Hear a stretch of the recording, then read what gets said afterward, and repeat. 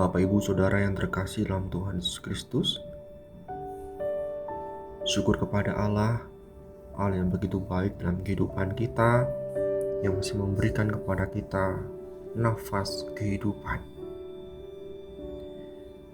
Nafas kehidupan itu menandakan bukan sekadar kita diberikan kesempatan hidup, namun juga untuk memaknai kehidupan di dunia ini dari perspektif Allah yang menjadi sumber nafas kita, sumber kehidupan kita. Mari kita berdoa.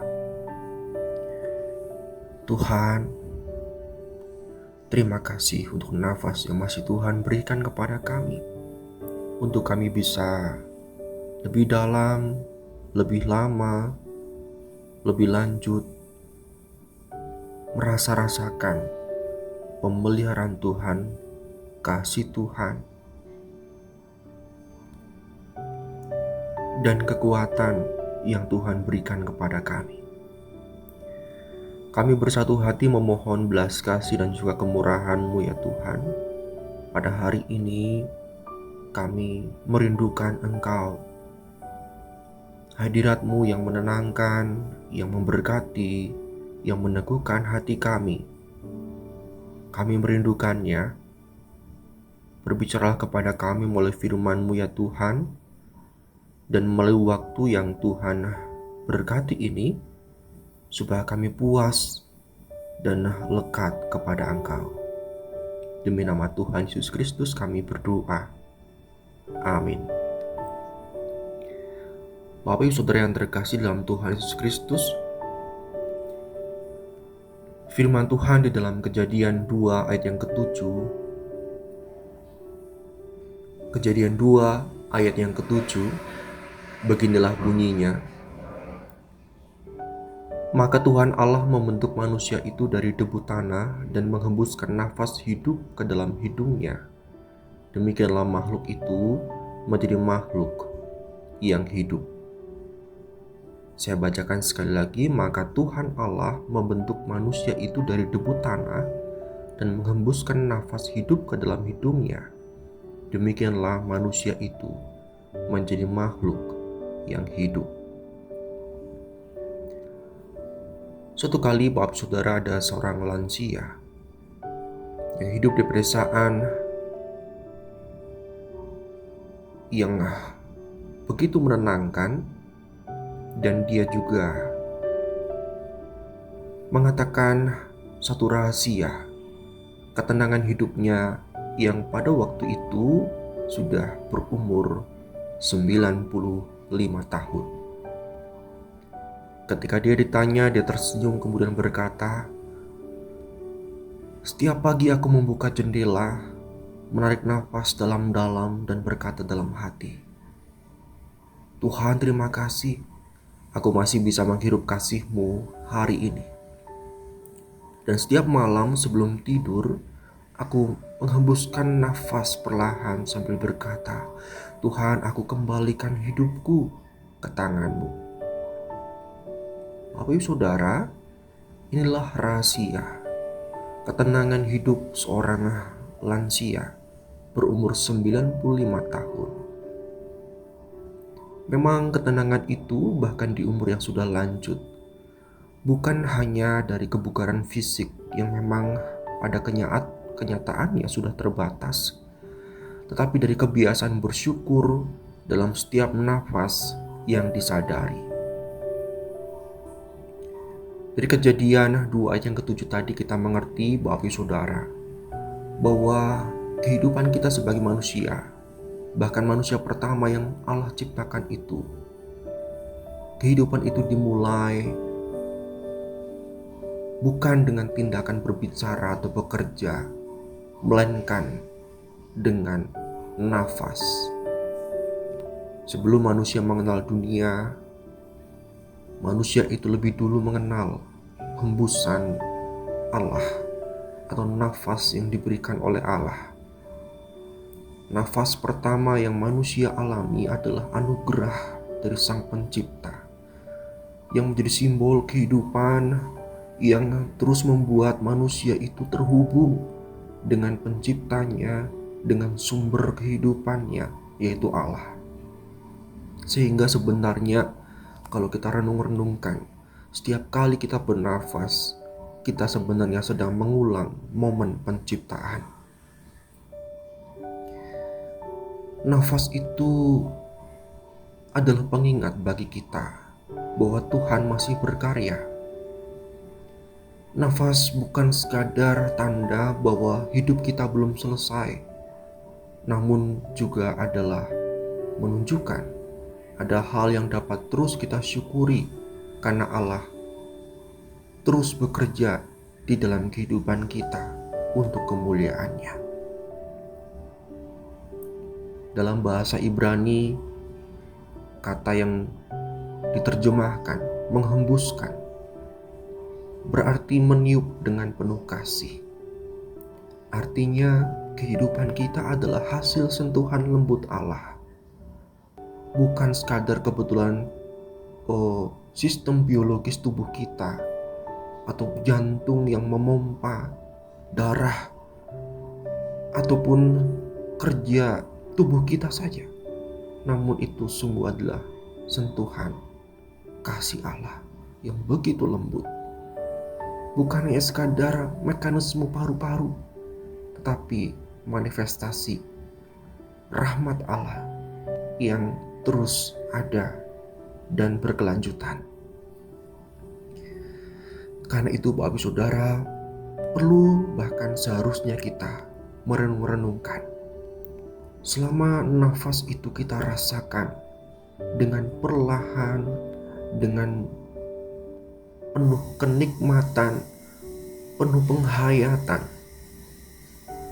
Karena kita sekaligus menyadari bukan hanya tubuh kita masih bekerja, namun Allah pun sedang bekerja, terus bekerja dalam diri kita.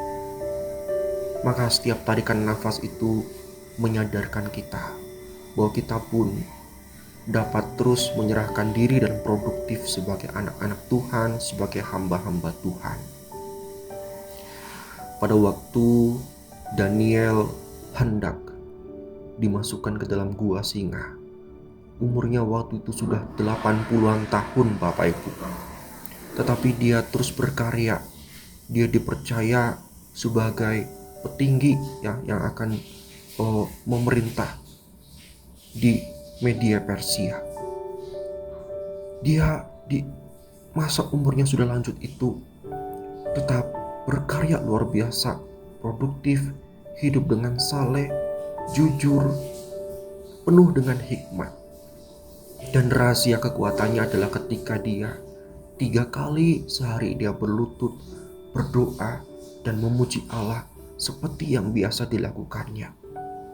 Jadi kita melihat bahwa seorang Daniel, seorang hamba Tuhan, tetap setia melayani Tuhan sebagai seorang penasehat di istana raja, sebagai seorang pemimpin rohani dan teladan iman yang konsisten menjaga hatinya, bahkan menjaga moralnya sebagai seorang hamba Tuhan, karena dia memiliki kebiasaan untuk berdoa. Bapak Saudara yang terkasih, setiap tarikan nafas dan hembusan nafas yang kita lakukan, ada kehidupan, ada kasih dan rahmat Allah di sana. Ketika kita berdoa sambil mengatur nafas kita, merasa-rasakannya, maka itu akan menolong, akan menguatkan iman kita. Otak kita, pikiran kita akan damai dan sinkron, sehingga doa yang kita lakukan di hadapan Tuhan, kepada Tuhan, bukan hanya akan bermanfaat secara rohani, namun juga menyembuhkan tubuh dan menenangkan pikiran kita. Bapak Ibu yang terkasih dan saudara yang saya kasihi, di dalam masa penghayatan bulan keluarga, formasi spiritualitas keluarga, doa menjadi bagian penting untuk kita kerjakan dan lakukan. Bukan sekadar rutinitas, namun sebagai latihan rohani yang terus menumbuhkan iman kita dan meneguhkan pengharapan kita kepada Tuhan. Kehidupan keluarga bisa menjadi begitu panas, bisa menjadi begitu kacau, runyam, dan bundet. Bapak Ibu yang terkasih, tidak mudah untuk terurai, tidak mudah untuk harmonis, tidak mudah untuk terjalin komunikasi yang menenangkan. Karena itu, latihan pernafasan itu bukan hanya kita lakukan pada saat kita lari dari masalah dengan olahraga, dengan jogging, atau dengan yang lain sebagainya. Namun latihan pernafasan itu juga harus atau perlu kita latih ketika kita berdoa. Di tengah berbagai hal runyam dan kehidupan, tantangan relasi dalam keluarga, pergumulan yang ada, mari kita juga berlatih untuk berdoa dan bernafas. Di dalam doa kita mengalami tubuh dan roh kita menjadi sinkron. Di dalam doa dan nafas kita, tubuh kita itu menjadi bait Roh Kudus yang dengannya ia akan berkarya leluasa di dalam hidup kita. Mari kita mulai hari ini dengan doa nafas iman. Dengan menarik nafas, perlahan kita mengatakan di dalam kepada Tuhan, Engkau ada di dalamku ya Tuhan. Ya Tuhan, Engkau ada di dalamku. Dalam satu tarikan nafas yang perlahan dan dalam. Dan demikian juga ketika kita menghembuskan nafas itu perlahan, kita mengatakan, Tuhan, aku berserah kepada kasih-Mu. Mari dalam seharian ini, sekali, dua kali, tiga kali, kita berhenti seperti Daniel yang berhenti untuk berdoa seperti yang dia biasakan setiap harinya. Kita berdoa dengan tarikan nafas dan hembusan nafas itu. Engkau ada dalamku, aku berserah kepada kasih-Mu. Dan kita memperhatikan bagaimana cara ini bekerja, mengalirkan damai sejahtera dalam diri kita, bahkan dalam tubuh kita. Latihlah hal ini sesering mungkin supaya kita menemukan damai sejahtera yang sejati dalam Kristus.